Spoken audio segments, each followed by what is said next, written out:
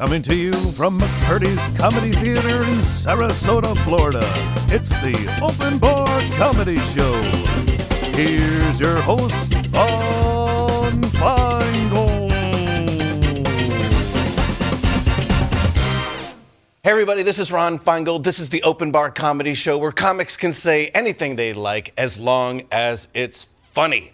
I'm so excited today because we have one of the people that actually, the person, I would say in my opinion, that actually put Open Bar on the map is Caroline Picard is here today. Welcome to the Open Bar Comedy Show. Yeah, it's great to be here. Finally. Man. Doing it for the second time. Yes, this is your second special. Yeah. The first one, which was called...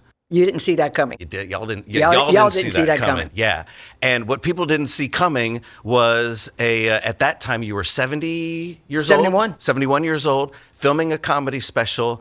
And what happened after that was 25 million people plus watched your reels, and you became what they call viral, but we just call you a sensation. So how does that change your career in any way? I mean, what has it done? Not really. I'm proud of it. Mm-hmm. I am, and I'm hoping to get another, 25, 30 million. If I'm getting close to what Cat Williams got on, Club Shay Shay. Yeah. So he got 50, I got 25. We halfway there. So I think it'll happen. it's humbling. Because you really didn't have a social media presence before that, and I think we were the ones that introduced the world to you for the most part. I had an Instagram account, and I had friends hit me up going, "You're all over TikTok, man." I'm like, "What?" Yeah. And I went on. I'm like, "Yeah, I guess I am." It hit like a wave. And people mimicking it and repeating it. And my first one that you put out, which is about, what do you mean act your age? Yeah, let's talk about that one. Yeah, what does that even mean? So it was a video that, not a video, but a joke that you said about being 70 for the first time, and people saying, well, why do you curse at this age? Right. You're 70, you shouldn't be cursing at this age. Exactly. And your response to that is? What am I supposed to do? Right. This is my first time being 70. Right. So there are, I don't know, like at least 7,500 comments alone on that reel. And what it started was engagement and debate about how old do you have to be? Exactly. I mean, is it written somewhere that you have to be a certain age to stop cursing? Yeah, that didn't make any sense to me because they were comparing me to my mother's generation and my grandmother's generation. I'm a baby boomer. I came out of the 60s and 70s. We changed, what people thought about gay rights, civil rights, women's rights. And it's like I say in my show, we did that already. We fixed it. Y'all fucked it up. We gave it to you. We passed the baton. And look where we're at now. You've always had a nonconformist kind of mentality, haven't you? You've been somewhat of a rebel most of your life. I tell people, do you not see? You have no critical thinking. You don't question. You just accept that. That's like when my parents or my teachers used to say, because I said so. But that don't make sense to me. Because I walk out of a classroom, and to this day, I still have not used geometry. Me neither. Okay, I keep trying, but I've never had the need to use it. All you need is checkbook. That's it. Addition, subtraction. That's it. And they don't even know how to do that anymore. Right. I mean, it's true. a penny, dude. Just give me my change. Don't overthink it. Yeah. So it's that whole age thing. It's like I just said a while ago. I'm an old hippie. I started out as a hippie, which that's lost its meaning to this day. I grew up with leaving the world of Frank Sinatra and Doris Day and jumped right into the world of Motown and rock and roll. That's right. It was a completely different world. Yeah. But I haven't changed. Just because I turned 70 years old, don't mean I'm going to go back to listening to Sinatra. As much as I like Sinatra, I'm still listening to AC/DC, to the Stones. Yes. I mean, nobody told Mick to stop dancing around, and he's 80-something years old. That's the thing I'm saying is it that you hit a certain age and all of a sudden you're supposed to turn the button off and go, well, I got to not listen to any of these things. Yeah, let me grab the walker and head to the assisted living. Yeah, there's no point in turning anything off at a certain age to me, and I'm so glad that you haven't. You're a wonderful example of that, and I'm glad that you're fighting it. One of the things I hope that with my comedy is because I've left behind the pop culture. I'm done with that. We all went through it. I went through it in my 20s, my 30s, and my 40s. Now I want to inspire people in our age group. It's like, no, you don't have to stop. Just because you're a grandfather or a great-grandma, you don't have to stop being you. Okay, you don't. You still have the same thoughts. You still have the same... That doesn't change. You don't revert into being an old. I'm not old. My body is, but I'm not. Yeah, we have a mindset about it. My brain is still functioning as it did when I was 24. Mm-hmm. And when people say, well, you forget a lot of things. You know how much information I have in my brain? You're 22. You just fucking got here. You worry about what water to drink. I have to pay rent.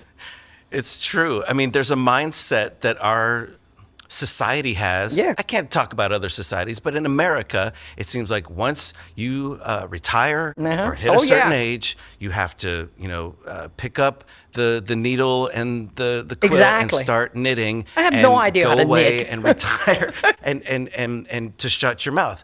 And you've challenged that mantra, and I'm so glad that you have. And I think there's a huge army behind you as well. We were talking about the demographic of, there's a lot of baby boomers out there. There's a lot of people living longer. There's a lot of people in the 45 and up age group that just doesn't give a shit about censorship, doesn't give a shit about what society says, and just says, be yourself. Yeah. I read an article this morning that baby boomers, the divorce rate in baby boomers is getting bigger. And it's because these parents, the boomers, they fulfilled their responsibility. They became parents. They gave the kid the American dream, sent you out on your... Now it's an empty nest situation. And they're looking at each other going, I really don't like you. Mm-hmm. That's exactly what happened to my parents. Baby boomers, divorced. The kids are gone. Mm-hmm. Hey, we'll split everything in half. You go live at this place, I'll go live in this place, and we'll play golf on Saturdays. Call me. But they're splitting up. Yeah. Because they want to fall in love again. They want to have that excitement. And it doesn't matter if you're 40 or 45 or 50 or 60 or 70. Mm-hmm. There's still a lot of world to live in and a lot of things to do. And sometimes it's usually one person in that relationship that has said, I'm going to retire. I'm going to stop doing as much. I don't want to be as active, and I've given up on the world. I can't tell you how many people I've run into that have done exactly that have just said, just given up on the second half. And I'm so glad that you're living. I mean, let's talk about how you started comedy at what age, if you don't mind me asking?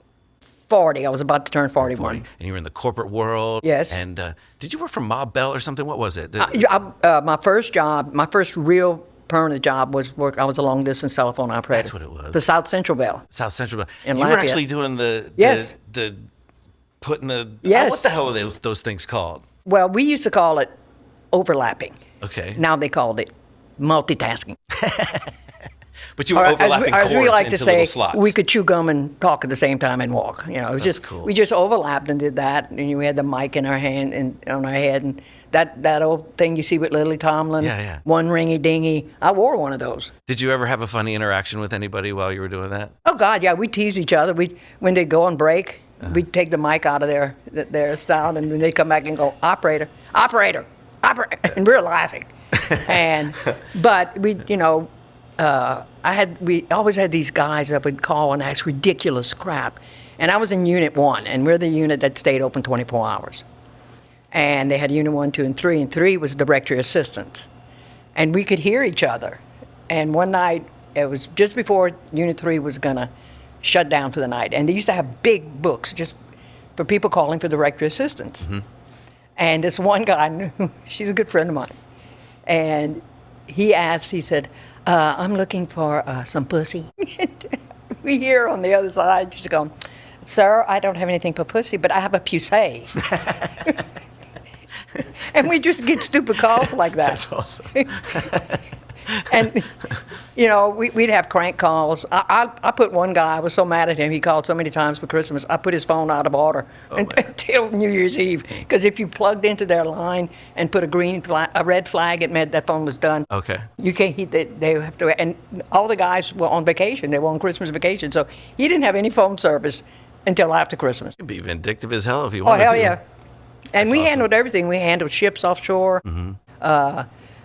There was more than once where I walked one person for not committing suicide while the police got there. Really? And then one lady, I helped her. Her son had choked on a piece of weenie. And so I said, look, she kept trying everything. I said, just stick 2 fingers down his throat. And she did, and he threw it up. Oh my gosh. But you did things. That was your job. And you got kind of tired of the corporate world and started comedy at 40? I moved to Houston. Mm-hmm. After I left the phone company, I went to work in retail, selling clothes. because I had lost weight. I had lost about, almost 100 pounds. And I couldn't afford a whole new wardrobe. But if I worked for the company, I had a 25% discount. Okay. And then we just got tired of that. And we came to Houston. This was 1977, 76, 77. And disco was the rage. And the clubs were booming. We were like, oh, my God. So literally a friend of mine, I sold my car. I gave it to my mom. We took her car, packed up our clothes, and literally got to Houston, found jobs. And that was the beginning of it. Clubbing every night, partying every night, except Mondays because we had to do laundry. And just that's how it was for 23 years. And then everything changed, as things do. Right. The old school bosses, because I was a secretary in the upper level, in upper management. I was an executive secretary. And then those guys retired. And these were no-nonsense guys. These were like, okay, you got cramps, tough shit, you're coming to work. Yeah. And the new people, they were all about anger management and safety.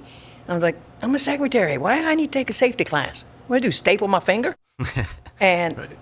and I said, well, people have always said I should try comedy. That's how it started, basically. Mm-hmm. And you went to what I went club? to Laugh Stop in Houston. The Laugh Stop. The Laugh Stop in Houston, did their Monday. I went to watch the Monday night. And I'm watching all these guys. I'm like, I can't do this. There's no way.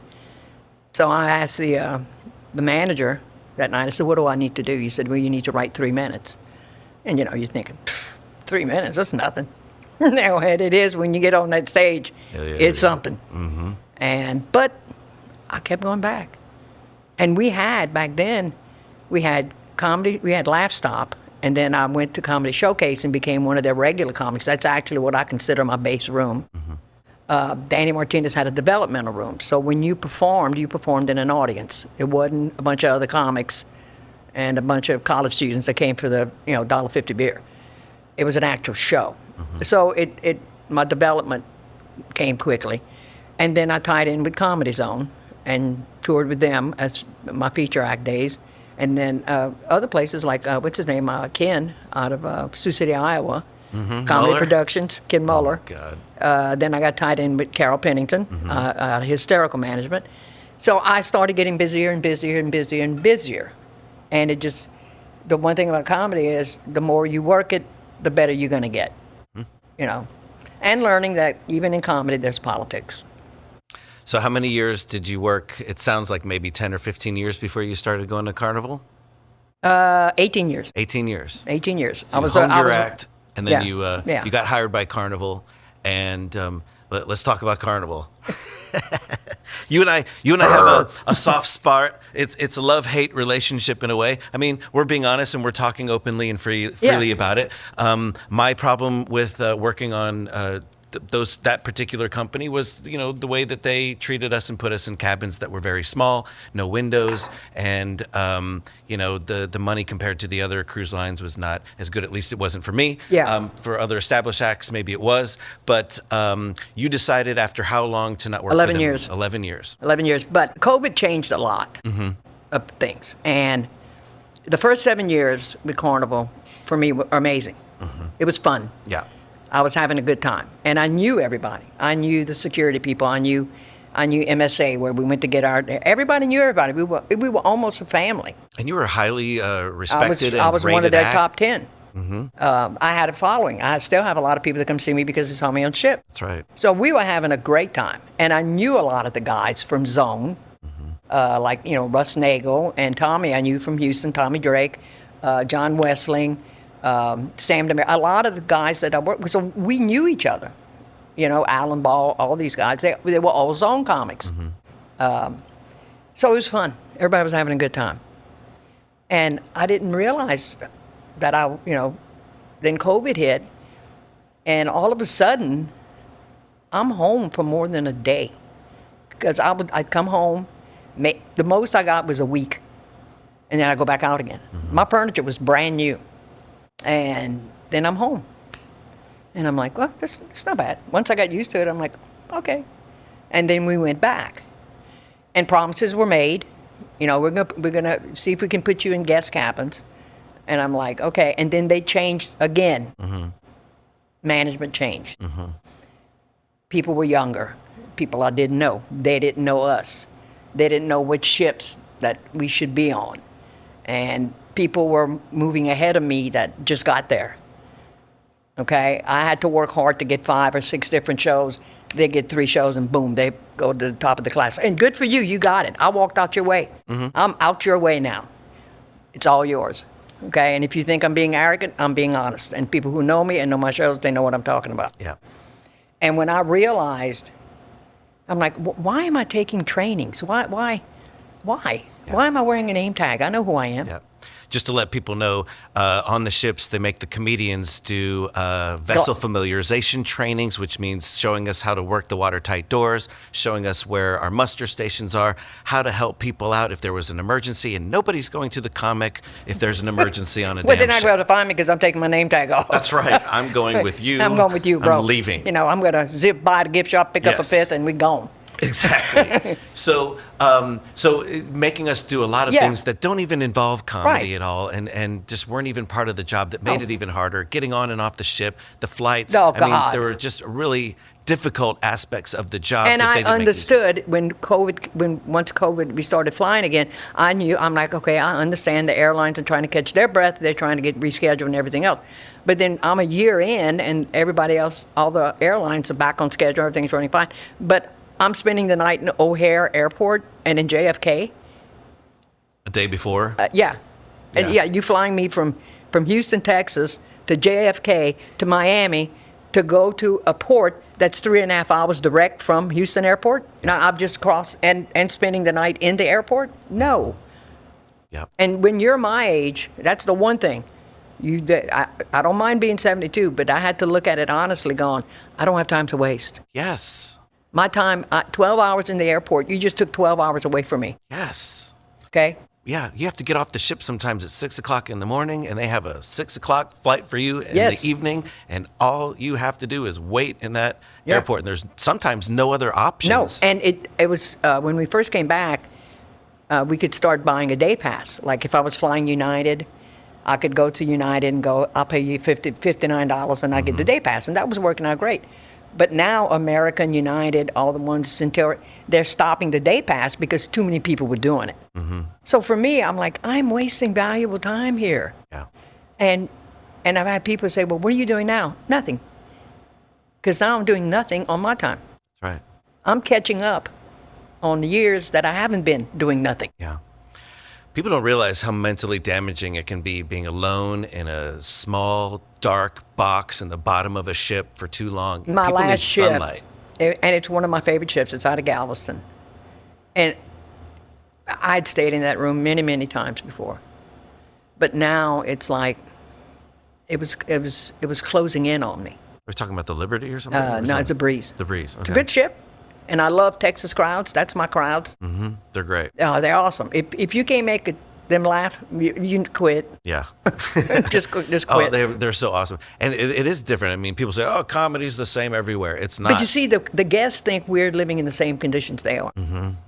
You know, when you go to crew mess and you go, anybody know what this meat is?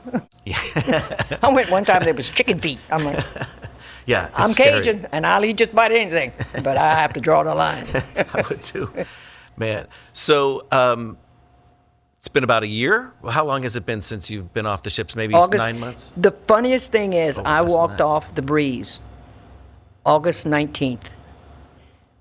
That August 19th was my 31 years with comedy, doing comedy. Oh, wow. I didn't 2023. I didn't realize it until I was home. Okay. And I went, wow, I got off August 19th.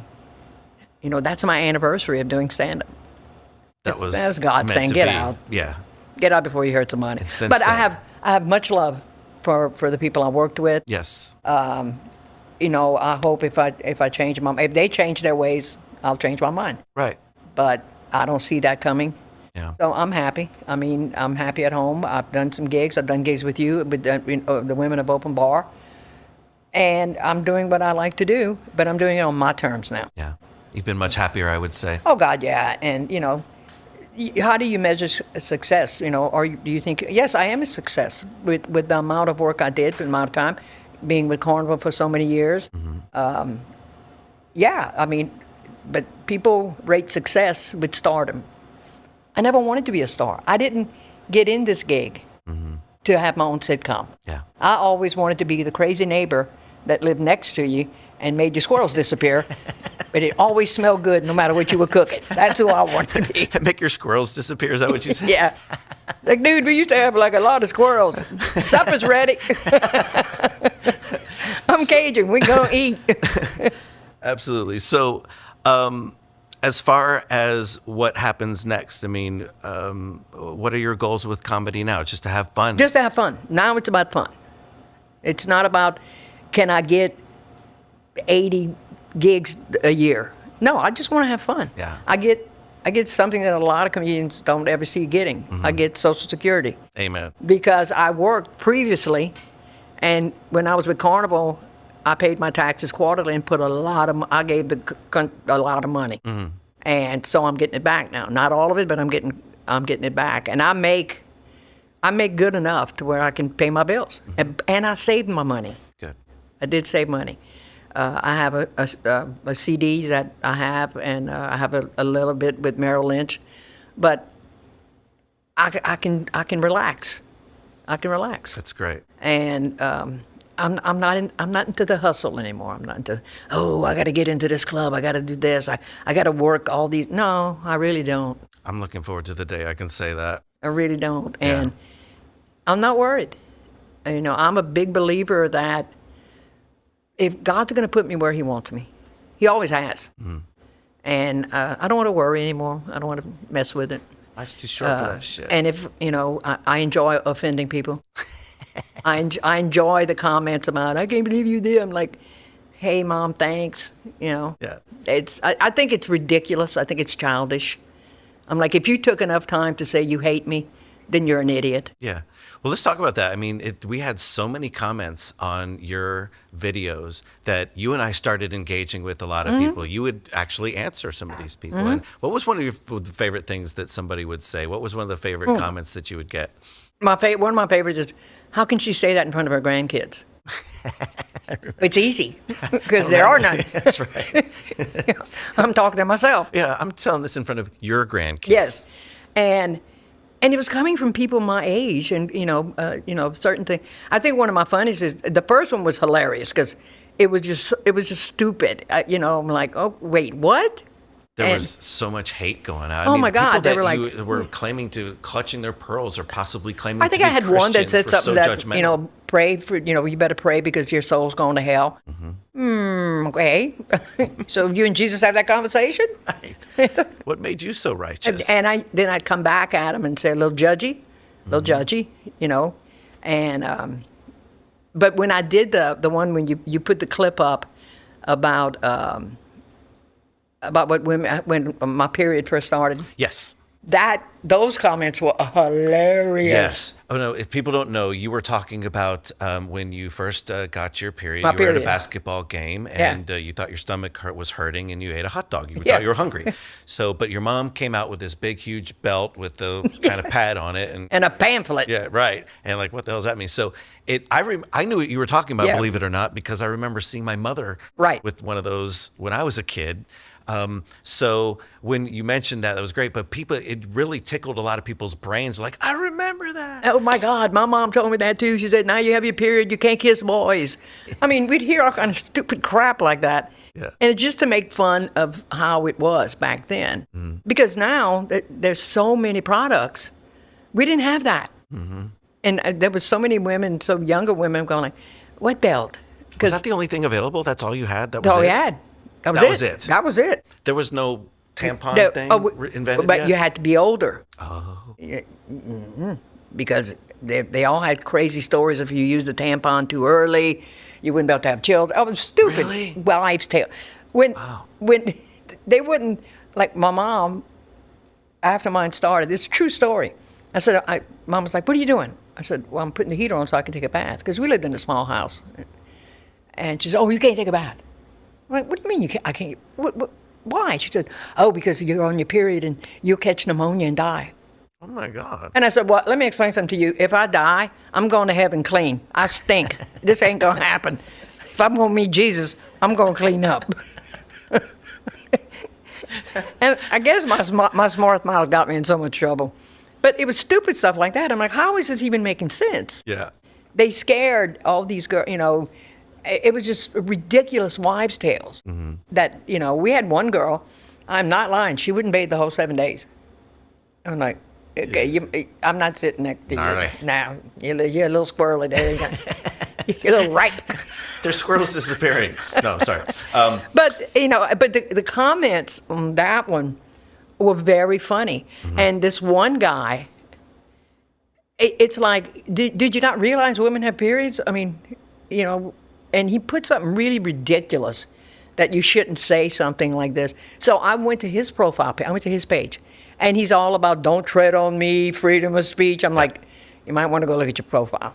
Yeah. Isn't that the first thing we do is like when we see a I'm crazy gonna look comment, at you. like, let's go see what this motherfucker looks like. Yeah, I had one. This older lady. I say older. She was old, probably in her late 60s or maybe about my age. And she's just reaming me. And I went to her profile. I'm like, yo, Grandma, you got green hair. Right. Okay, stop already. Stop. So your special, your second special with Open Bar Comedy is going to be called what? Not sure yet. Not sure. But what is going to be the difference? What kind of things did you want to include in this saw me one? do some of it when Yes, we I were loved in the South last show in Carolina. Greenville.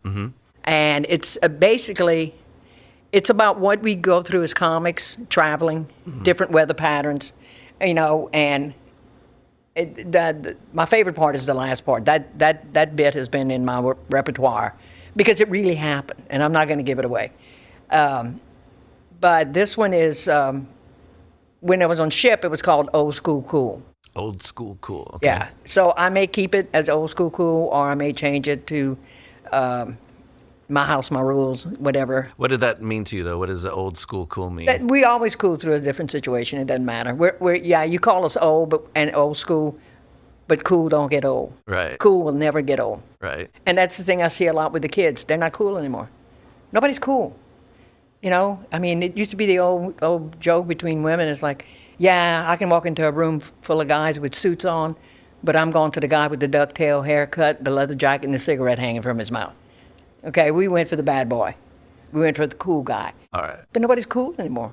I don't see cool. I think there's cool and there's keeping your cool. Right. And I think a lot of people, especially young kids these days, don't know how to keep their cool. No. That's been one of the things that I've learned from musicians more than comedians is that keep your cool, remember what you know, and execute what you got to do. Right. Whenever we do our open bar comedy show, we like to highlight funny products. We've actually highlighted ball hammock underwear, and I'm going to spare you that Well, I think embarrassment you're, again. But here's the thing. We all need to drink more water. And I hate drinking water. I do too. And water doesn't taste like anything. So there's a company out there called Circle, Cirkul. Okay. Okay. And they came up with that's this where device. the sippy cup comes from. This is my sippy cup. It looks like a sippy cup. It looks like an adult bottle. But here's the thing. Inside this thing, hidden inside, is not only is it a filter. It looks but really weird. well, you could have fun with that if you want to. Is that where you're going with this? Yes. So what it is a flavor capsule. You can call it that. Yeah, you can call it that. So this is a flavor capsule, and it's actually it's a boy. So it's actually makes your water taste great. This is actually raspberry tea. Oh, okay. So and it has little flavor strength settings here. You can do 0 to 9, that's cool. right? So I usually keep it around 4, and it tastes like iced tea. Yeah. But it's actually water, and it's filtered, and it tastes great. That's actually pretty cool. Yeah, these are available. If you click on the link below, you can get some, and there's a ton of flavors. There's like 35 different flavors. My favorite is strawberry watermelon. There's grape. There's regular tea. There's raspberry iced tea. There's like a kiwi strawberry. This is great. So if you are needing to drink more water, with whiskey. oh yeah, if you want to put vodka in this, you can have raspberry tea vodka. No, but so if you are not into drinking water but need to drink more water, which I do, your skin will be better, your health will be better if you drink more water. It's made with sucralose, which is not that bad of a artificial sweetener. Right. With these things. You'd have to have like 30 of them for it to be dangerous, but just a little bit of sweetener there just to make your water taste great. So check out Circle, the Circle company. These are available at Walmart, or if you click the link below, get a Circle water bottle. Right on. But that was fun. Yeah. All right. So enough of that. I'm just glad I didn't have to come out here in my underwear in front of you. I didn't want to do that for you. That's scary shit. So I am so happy that you're here to do a second special with us. Thank you so much. I'm grateful for everything that you brought to our platform, really. For you agreeing to film with us, to touring with us, to everything that's happened with the platform. I'm eternally grateful, and I know the audience is as well. Well, we're going to have a fun time tonight. We're gonna have a great time. I'm working with two guys I've never met. I just got to meet Rex, and I'll meet the other gentleman tonight, Yep. Ken. So it's meeting new comics, meeting people that have been around for a long time, and if you're still cruising, please go support these guys. When you see not just Billy or some of the comics, there are also comics on Royal Caribbean, Norwegian, friends of mine that work there. You got guys that have been around forever: Ronnie Bullard, Russ Nagel, Lance Montal. All these guys, they've been doing stand-up, and they're good comics. Yeah. They're Realize that it's not a cakewalk. No. Try to empathize with what they're going through, Right. that they traveled all day to get there. They're away from their family for a week or so to be there, and they're not making the kind of money that they should be making. My nephew turned 30 this year, and it hit me. I didn't see him grow up. Yeah. I missed those years. Yeah. Because I was always on the road. And it's a good friend of mine, and you might know him, Eddie Clark. Yes. Eddie retired because his twins were born. Mm-hmm. And Eddie's like 66, 67. And he said, I did not get to see I wasn't in my daughter's life. Yeah. He said, It's I what's want to be important. in these kids' life. That's right. That's exactly what Johnny Yeah. Millwater did too. Yeah. It's figuring out what's important is Right. what it's all about. And you've come up with a great balance of comedy and life as well. I so appreciate you being here. So check out Caroline Picard. Her special will be coming out in probably March or April of 2024. We're going to press it out really quick, and she'll be filming it tonight. So stay tuned, and more Caroline Picard later on. It's been a pleasure. Thank you.